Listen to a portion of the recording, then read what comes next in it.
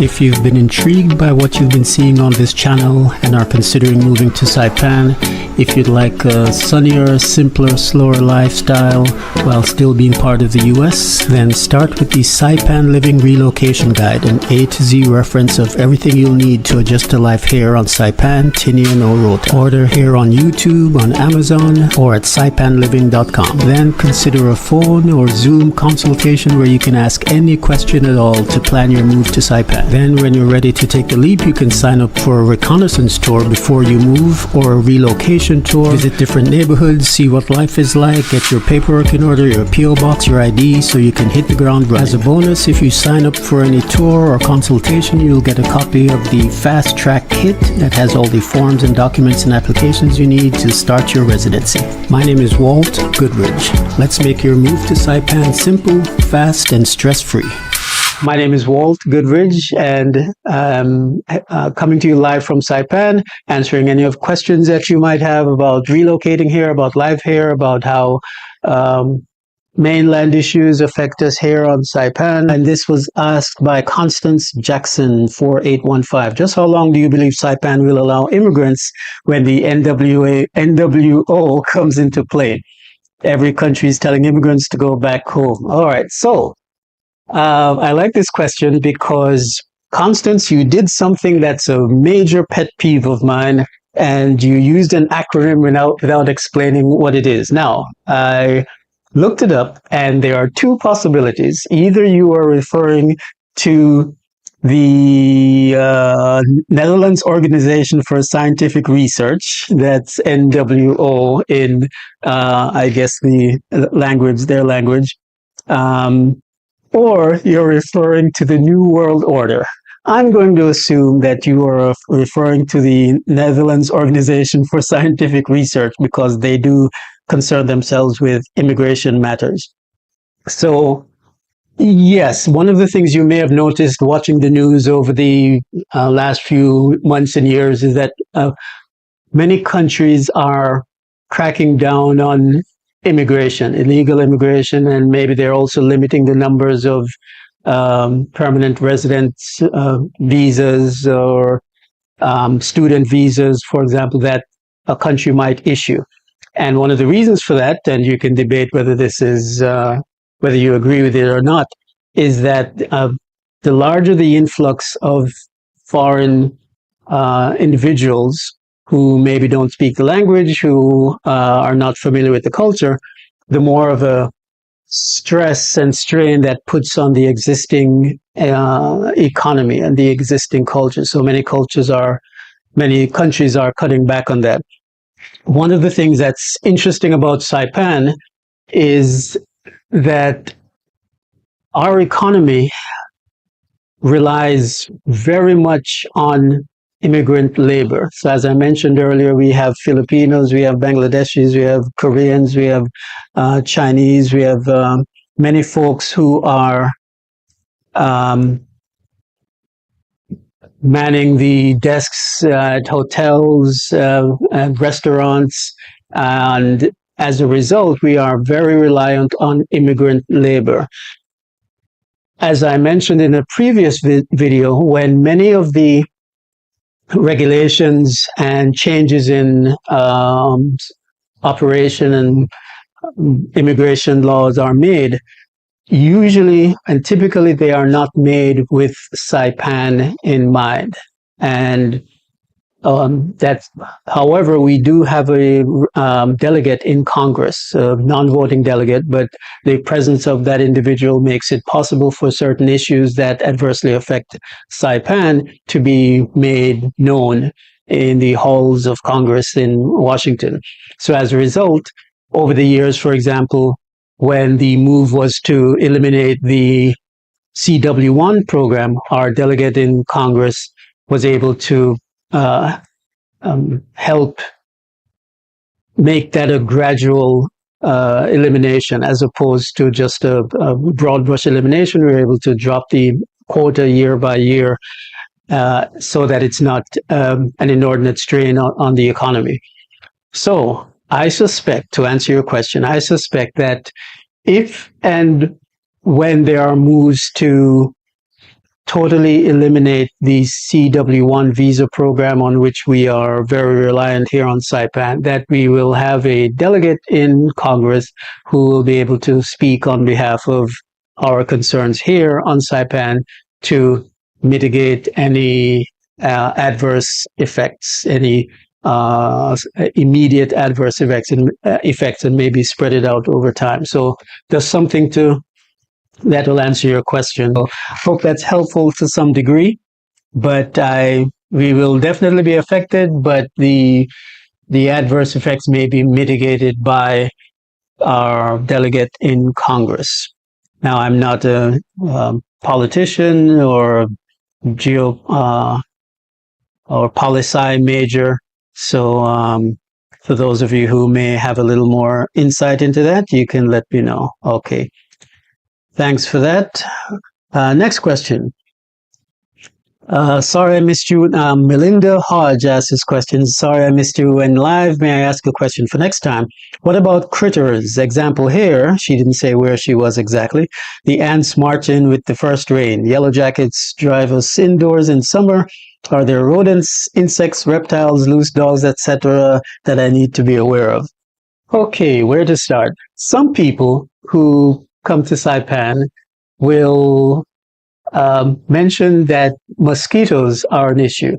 I have not found that to be so.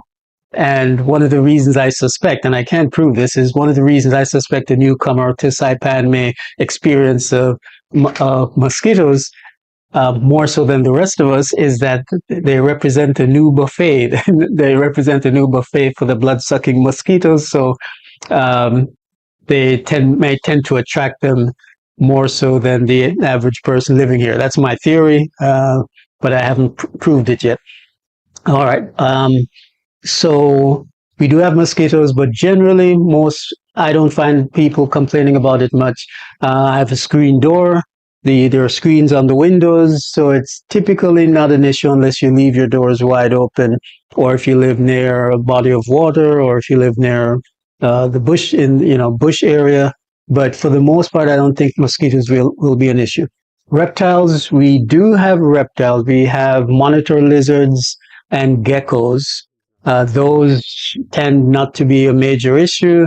The monitor lizards usually run away. They're not attacking you. We don't have snakes. Something really important. There are no snakes here on Saipan, as opposed to Guam, for example, that does have the brown tree snake that has been causing havoc for many decades now and has decimated the bird population. But here on Saipan, no snakes, absolutely no snakes whatsoever. We do have something, a Brahmin snake, but that's more like an earthworm, a blind earthworm.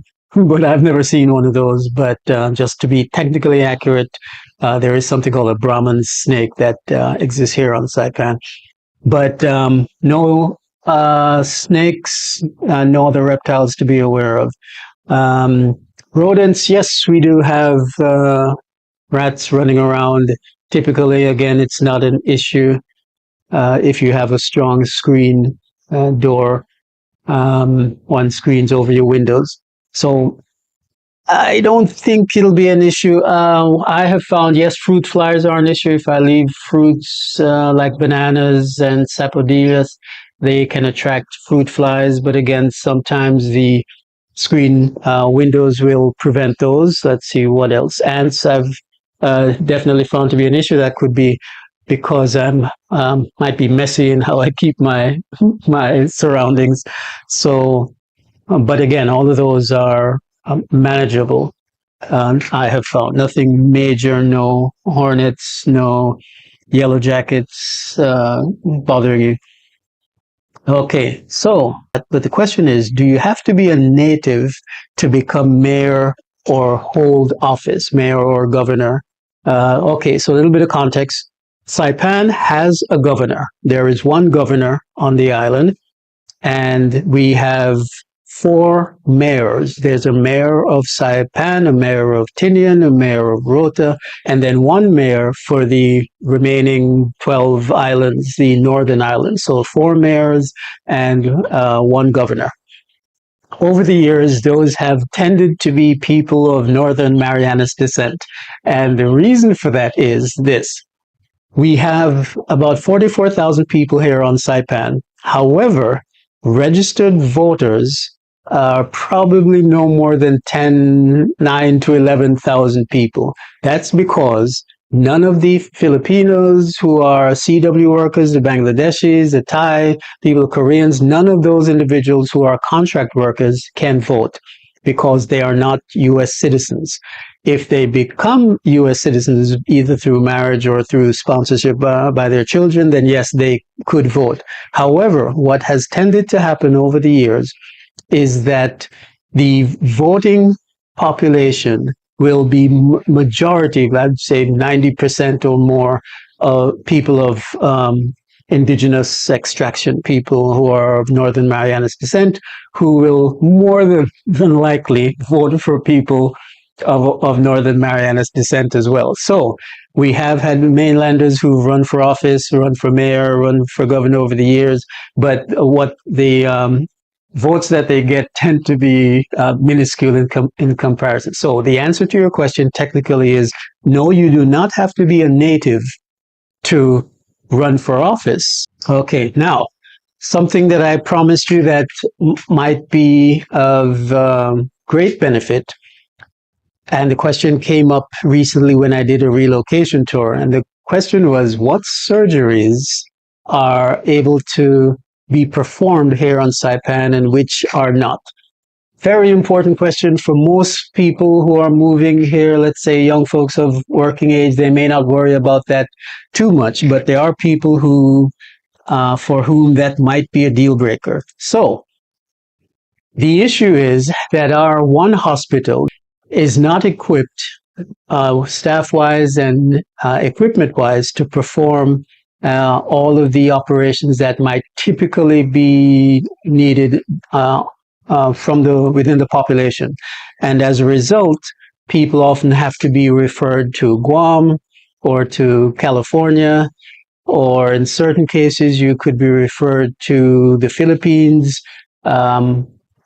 But in cases like that, insurance, if you're using insurance to pay, may not cover it. So, for example, about a year ago, I discovered that I had a detached retina and was referred, or had a choice to be referred to a doctor on Guam or one in the Philippines in order to perform the operation. And in my case, I chose the Philippines for many reasons. One, it was cheaper, and that's something many of the procedures that you might otherwise pay an arm and a leg for in the mainland or in Guam will be cheaper in Thailand or in the Philippines. So I chose that. Second reason is because of the nature of the operation and the fact that I would, after the operation, depending on which option I chose, I would not be able to fly for about 2 months after the operation. So I would have needed to secure accommodations on Guam, and that would have again made it prohibitively expensive to rent a hotel or Airbnb for that stretch of time. I ended up staying in the Philippines for 4 months, but fortunately I have a friend who I was able to stay at his place for that duration. So it worked out much cheaper for me to choose the Philippines option over the Guam option. And I was paying out of pocket anyway, so I didn't have any insurance that would have covered it, even if I had chosen Guam. So that's part one. So that's just an example of a situation where to perform an operation, it was necessary to go off island. So I decided to find out what the situation was here on Saipan.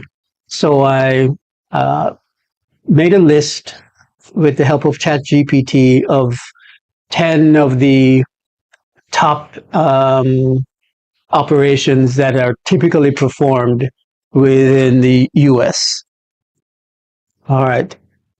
So I put this together, and what this will show is surgeries performed on Saipan. And the key is, if there's a palm tree and a beach next to it, that means it can be performed on Saipan. And most often there's a caveat to that, that it's dependent on the severity. And if there's an icon, a plane, airplane icon next to it, it means it's referred off island. So let's go through the list. Those operations that can be performed on Saipan and dependent to some degree in certain cases on the severity of the case are appendectomies, removal of the appendix, that can be done here on Saipan, a cesarean section, that can be done here on Saipan, a hysterectomy, removal of the uterus, that can be done on Saipan depending on the severity of the case, of the situation, a cholecystectomy, removal of the gallbladder, and lumpectomy for breast cancer. Those can all be done. Those 5 can all be done here on Saipan, and 3 of them are dependent on the severity. So those operations that cannot be done on Saipan and that would have to be referred off island include heart surgery, joint replacements for hip or knee, cataract surgery to replace the cloudy lens of the eye. That I may need to put a caveat next to that, because I do believe that that might be possible certain times of year. And the reason for that is, if I'm not mistaken, there are clinics here on Saipan who may have visiting doctors. So it may be possible to perform some of the eye surgeries here if it's coordinated with the duration of stay of the visiting expert on the island. Angioplasty and stent procedure to open blocked arteries, that will have to be referred off island. Coronary artery bypass and fracture repair, surgical treatment of broken bones. Typically, those would have to be done off island. So very important information. After the stream, I'll put this graphic, a link to the graphic in the comments in the description, so you'll be able to access that. David Parker asks, they don't have boats between the islands, only planes. Okay. There are, of the 15 islands that comprise the Commonwealth of the Northern Mariana Islands, 3 of them are considered inhabited, officially inhabited. That's Saipan, Tinian, and Rota. Saipan has about 44,000 people, and Tinian and Rota roughly have about 2,000 to 3,000 each on those islands. So as a result, there's often reasons that people may be traveling in between islands. However, and we used to have, so the most of the traffic is usually between Saipan and Tinian, whether people are going to visit relatives or whether they are going for events, specific events like the Pika Festival, the Hot Pepper Festival, or other events on Tinian. So typically the most traffic, the most intra-CNMI traffic is between Saipan and Tinian. And we used to have a ferry system. We used to have a ferry that served Saipan and Tinian, but when the garment factories closed in late 2000s, 2009, shortly thereafter, the ferry went out of business because there just wasn't enough use for it, wasn't enough traffic. Then we used to also have 3 commuter airlines. We used to have 3 airlines servicing the islands, but again, as the economy declined and as the garment workers, 20,000 garment factory workers went back to China, the viability of sustaining 3 commuter airlines just dropped. So now we only have 1. So just to give you a little bit of context. So now, yes, the only way to get between Saipan and Tinian or Saipan and Rota is through our 1 commuter airline, and they fly either 5-seater Cherokee or 9-seater Navajo. So unless you have your own boat, and yeah, I guess, yes, you could charter a boat. There are folks who could take the trip to Tinian. So, for example, there are dive shops. You might be able to hired that may take you over there. But generally, for regular commuter traffic, the only way to get between Saipan and Tinian is through our airline. What is the most severe weather the islands have experienced? Okay. And thanks, Keith Schmidt, for asking that question.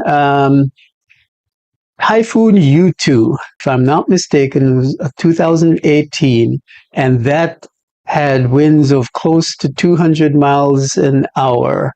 And as a result, in fact, to this day, there are still structures, there are schools that were destroyed during that typhoon and have still not been rebuilt in all of that time. So the most severe, we also had another one in 2015 that was Typhoon Sodalor.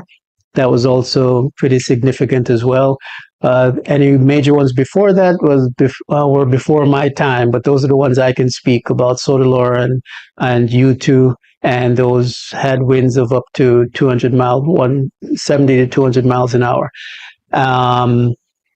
We have not had any tsunamis, and we do have rainy seasons and tropical depressions, but to answer your question, the most significant was Typhoon U2 a few years ago.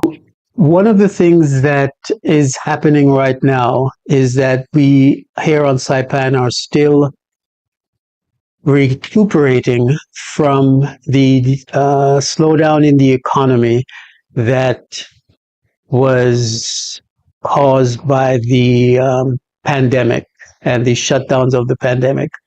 So at this point, years before, we used to have Chinese, Japanese, Koreans, Russians, tourists here on the island.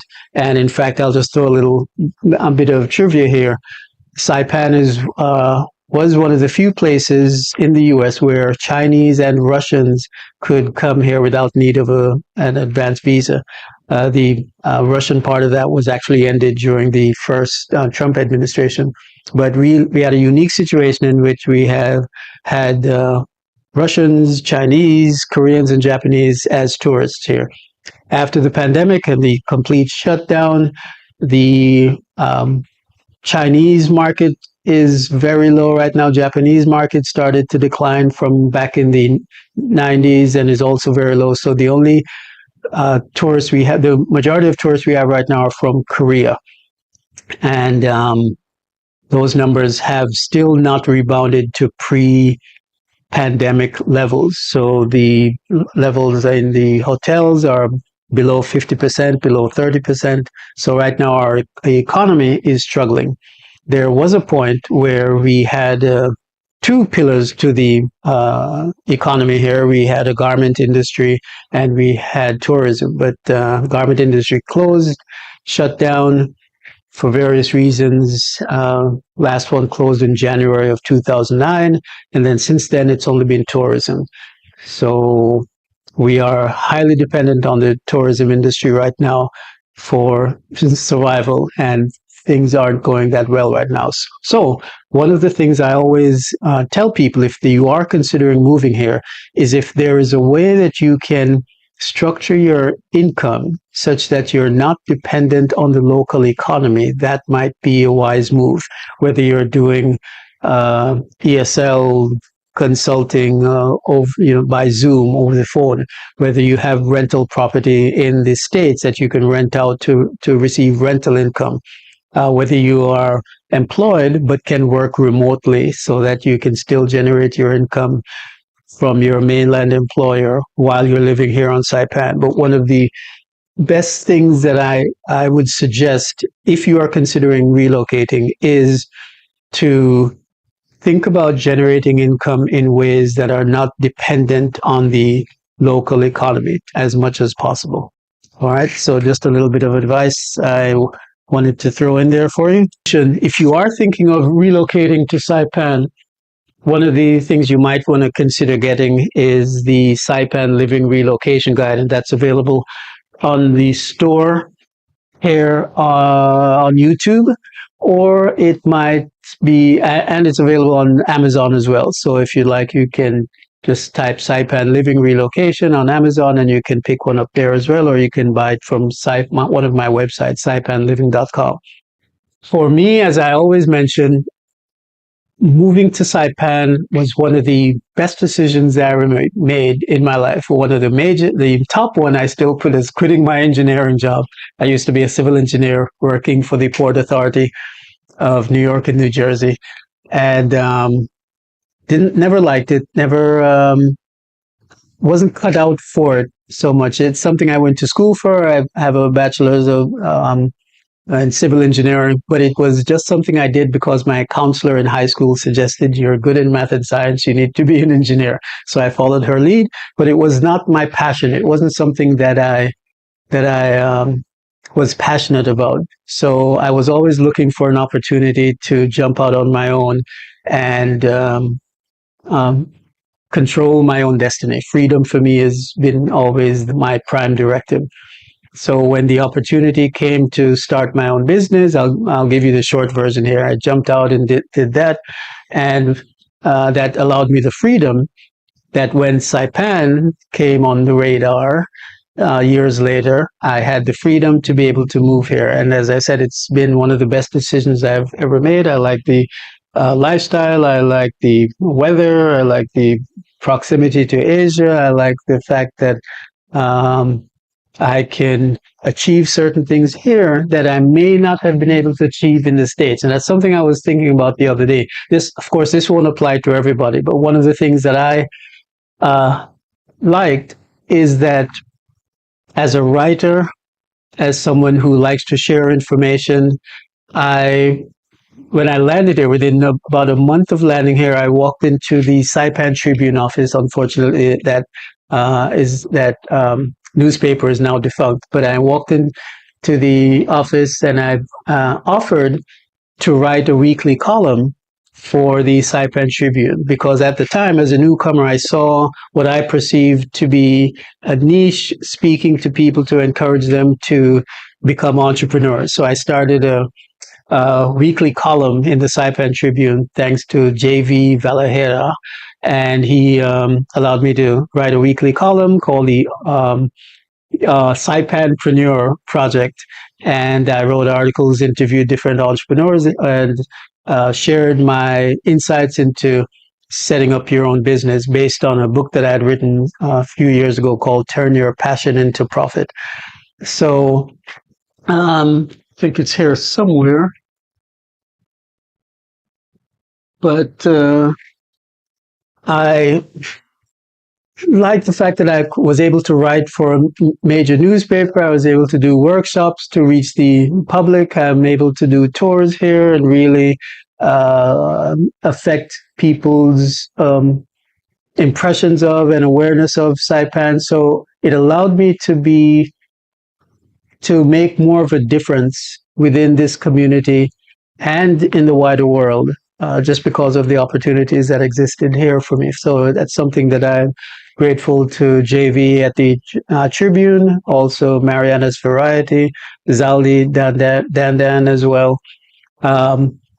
So for me, it represented freedom and an opportunity to be all I can be. And then on a personal level, I was able to have the sorts of relationships that I like. I've been able to travel to places that I want to travel to. I've been to China, Singapore, Laos, Cambodia, Hong Kong, Vietnam, Thailand, and experience travel to a degree that I wasn't able to in the States. But because of the proximity here and the contacts I've been able to make, I'm able to do that traveling as well. And you can check out some of those experiences on my Jamaican in Asia YouTube channel.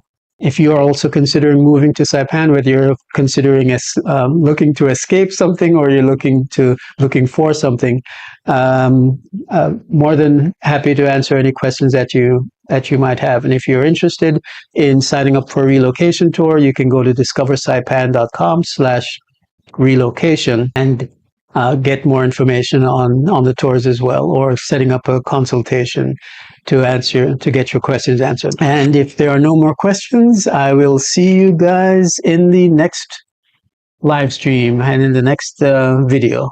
Thanks for watching. Subscribe. You know what I'm saying.